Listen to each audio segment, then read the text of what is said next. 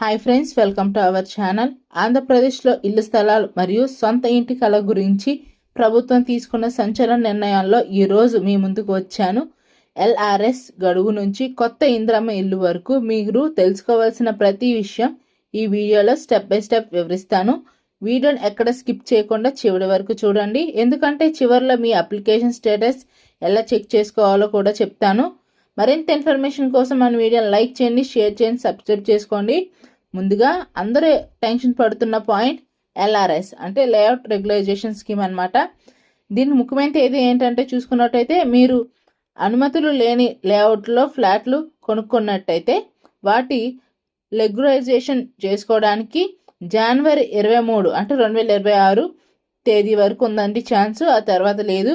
ఎందుకు చేసుకోవాలో చూసుకున్నట్టయితే ఇది చేయకపోతే భవిష్యత్తులో ఆ స్థలం మీద ఇల్లు కట్టుకోవడానికి పర్మిషన్ రాదు, బ్యాంక్ లోన్లు దొరకవు. అలాగే మీరు చూసుకున్నట్టయితే చివరకు రిజిస్ట్రేషన్ కూడా ఆగిపోయే ఛాన్స్ ఉందని చెప్తున్నారండి. కాబట్టి ఈ లాస్ట్ జనవరి 23 ఛాన్స్ వరకు ఉంది, ఈ లోపల మీరు చేసుకోండి. దీనికి డిస్కౌంట్ కూడా ఇచ్చారండి. ప్రభుత్వం ఓపెన్ స్పేస్ ఛార్జీపై 50% రాయితీ ఇస్తుంది. కాబట్టి వెంటనే మీ సేవలో వెళ్ళి సంప్రదించండి. తర్వాత చూసుకున్నట్టయితే ప్రస్తుతం ప్రభుత్వం ఇచ్చే 3 ఏళ్లలో ఏకంగా 17 లక్షల ఇళ్లను పూర్తి చేయాలని టార్గెట్ పెట్టుకుందండి. ముఖ్యమంత్రి చంద్రబాబు నాయుడు గారు ప్రతి వారం దీనిపై సమీక్ష నిర్వహిస్తున్నారు. మార్చ్ 2026 నాటికి 10 లక్షల ఇల్లు పూర్తి కావాలని అధికారులకు డెడ్ లైన్ విధించారండి. అలాగే చూసుకున్నట్టయితే గతంలో ఆగిపోయిన పనులను కూడా వెంటనే ప్రారంభించాలని నిధులు విడుదల చేశారు. మీరు చూసుకున్నట్టయితే అలాగే కొత్త సర్వే అర్హతల గుర్తింపు మీరు చూసుకున్నట్టయితే మీకు ఇంకా స్థలం రాలేదా? అయితే ఇది మీకు గుడ్ న్యూస్. ఎందుకో చూసుకున్నట్టయితే రాష్ట్ర వ్యాప్తంగా 15 రోజుల పాటు ప్రత్యేక సర్వే నిర్వహించబోతున్నారు. అర్హత ఉండి గతంలో అవకాశం రాని వారు మీ వార్డ్ లేదా గ్రామ సచివాలయాల్లో దరఖాస్తు చేసుకోవచ్చండి. అంతకుముందు మీరు అర్హత ఉండి ఏమైనా ప్రాబ్లం ఉండి అయిపోతే ఇప్పుడు 15 రోజులు మళ్ళీ కేటాయిస్తున్నారండి. ఈ 15 రోజుల్లో మళ్ళీ మీకు ఛాన్స్ వస్తుంది, అప్లై చేసుకోవచ్చు. దీని అర్హతలు చూసుకున్నట్టయితే వైట్ రేషన్ కార్డు ఉండాలి, వేరే ఎక్కడ సొంత ఇల్లు ఉండకూడదు, పట్టణాల్లో అయితే 2 సెంట్లు, గ్రామంలో అయితే 3 సెంట్లు స్థలం కేటాయించే అవకాశం ఉందండి. అలాగే చూసుకున్నట్టయితే మనం చెప్పుకునే టాపిక్ తర్వాత ఇందిరమ్మ ఇల్లు గురించి అండి.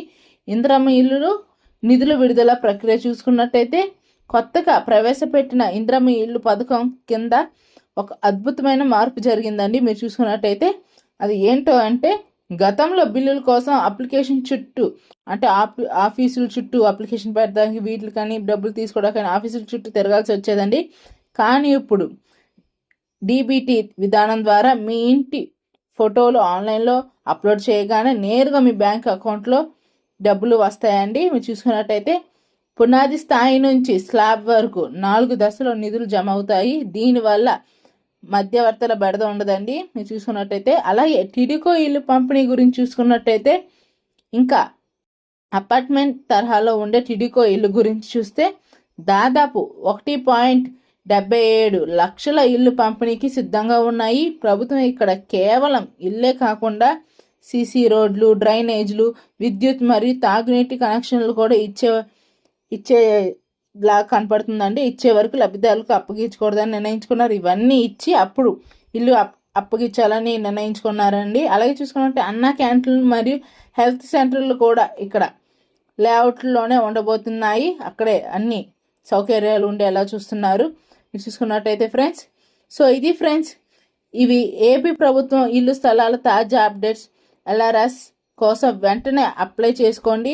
మీ సచివాలయాల్లో సర్వే ఎప్పుడు మొదలవుతుందో కనుక్కోండి. ఈ వీడియో మీకు నచ్చినట్టయితే లైక్ చేయండి, మీ ఫ్రెండ్స్ అందరికీ షేర్ చేయండి.